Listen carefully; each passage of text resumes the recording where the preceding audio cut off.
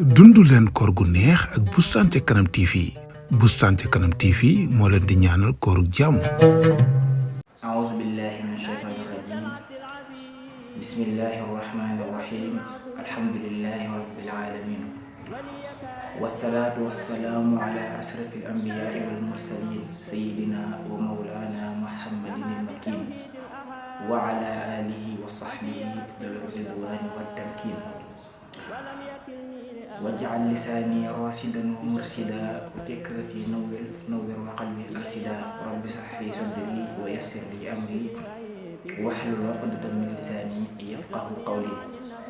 السلام عليكم ورحمة الله تعالى وبركاته. mbokki jullit ñi ñoo ngi leen di nuyuwaat te di leen ziyaarawaat te di leen ndokkeelaat bu baax a baax ci weeru sellu te di ñu nekk tey dellu di ñaan bu baax a baax suñu borom nangul lu mbooleem joxe bàyyi fi def te fulal ñu ko te làqal ñu ko yàpp yëgut. ginnaaw loolu ñu fas yéene dikkaat ak yéen ci suñu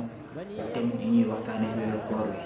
mu jëm mu nekk lu jëm ci wàllum koor ak ci fàttalante ak ci soññante nga xam ne démb ñu ngi nekkoon di wax ci fonk yi nga xam ne suñu borom fonk na ko weer wi ak fonk yooyu bi fonk ak fonk yooyu sëriñ bi fonk ak loo wax xadis yi nga xam ne rot na ci ngir màggaayu weer yi mu waral xadis yu bëree ba rot ci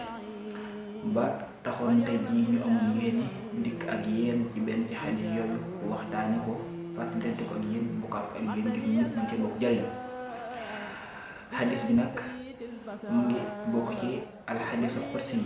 xadis yi nga xam ne suñu borom moo ko wàcce ci yonent bi sallallahu alayhi wa sallam. xadis bi tàmbalee ci inna allaha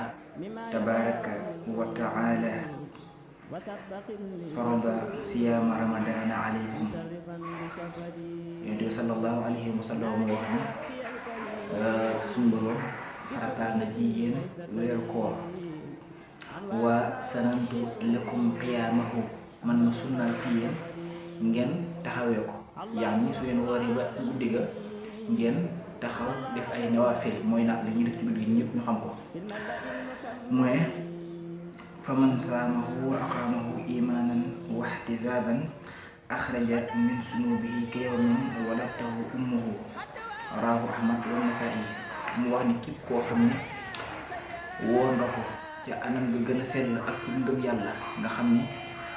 koor gi danga koy def te yàlla rek tax nga xam ne mën ngaa nekk foo xam ne yow rek yaa fay ne yaa sa borom nga gis ak lekk lu mu neex wala ak naan lu mu neex waaye nga xool sa diggante ak sa borom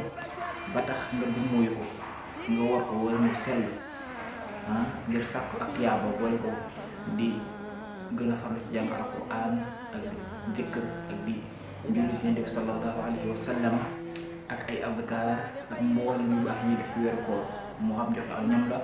wala di togg ay ndogu di ko joxe mboolem yu baax bi ñuy def rek nga gën koo yokk ci weeru koor nee na képp ko waree noona te nawaafil yi nga fonkee ko noona taxawee ko noona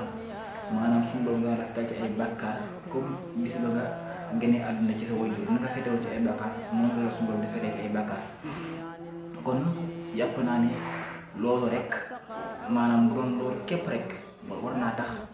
ñu gën a farluwaat ci gën a góorgóorluwaat gën a sellalaat suñuy jëf gën a farluwaat ci sàkkatu yaaw ci biir weer wi ndax yonent bi sallallahu alayhi wa sallam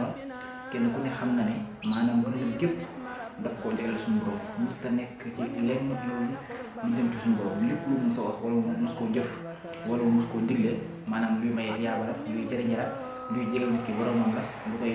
fegal loolu àdduna la lu koy sellal la luy tax suñu borom gërëm ko la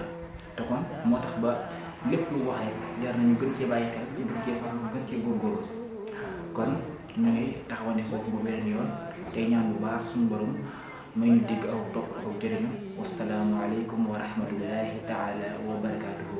ak Boustan ca Kanam TV. Boustan ca Kanam TV moo leen di ñaanal kooru jàmm.